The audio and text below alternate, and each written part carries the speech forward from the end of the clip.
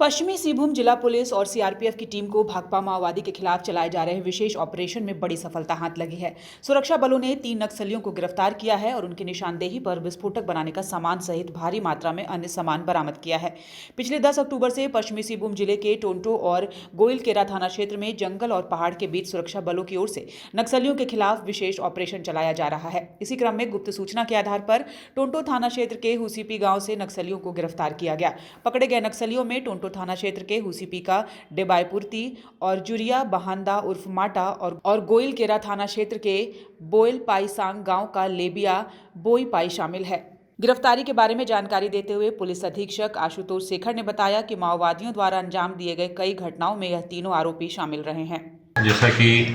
आप लोगों को जानकारी है कि विगत कुछ महीनों से हम लोग लगातार जो चाईबासा जिला का कोल्हान क्षेत्र है उसमें प्रतिबंधित नक्सली संगठन भाकपा माओवादी के विरुद्ध लगातार अभियान संचालित कर रहे हैं और इसी क्रम में सीआरपीएफ, झारखंड जगुआर, चाईबासा जिला बल, कोबरा एवं अन्य जितने भी बल हैं उनका एक संयुक्त अभियान दल गठित कर लगातार उस क्षेत्र में जो सशस्त्र नेता है माओवादियों के उनके विरुद्ध अभियान संचालित किया जा रहा है। इसी क्रम में कल हम लोग को एक सूचना प्राप्त हुई थी और जिसमें कि ग्राम होसीपी जो टोंटो थाना अंतर्गत है उसके समीप कुछ जन मिलिशिया कमांडर और उनके 10 सदस्य वहाँ पर मौजूद थे और जिसके क्रम में हम लोगों ने एक विशेष अभियान दल गठित कर वहाँ छापामारी की। छापामारी में 3 लोगों की गिरफ्तारी हुई है जिसमें होसीपी निवासी डेबियापुर्ती उर्फ लेगे से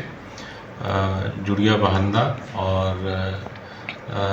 लेबिया बोपाई, ये बोपाई ससांग गोइलकेरा थाना अंतर्गत गांव का रहने वाला है। इन 3 लोगों की गिरफ्तारी हुई है और इनकी निशानदेही पर उस क्षेत्र से आईडी बनाने और नक्सली साहित्य से संबंधित ढेर सारे सामान हमारे संयुक्त टीम की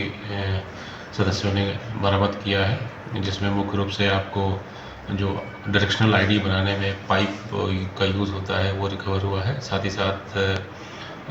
इन लोगों के द्वारा सरिया काट कर नुकसान पहुंचाने के लिए उसके छोटे छोटे स्प्लिंटर बनाकर यूज़ किए जाते हैं, तो वो भी बरामद किया गया है और नक्सली साहित्य की ढेर सारी चीज़ें इस पूरे अभियान में बरामद की गई हैं। पूछताछ के क्रम में इन लोगों ने पूर्व के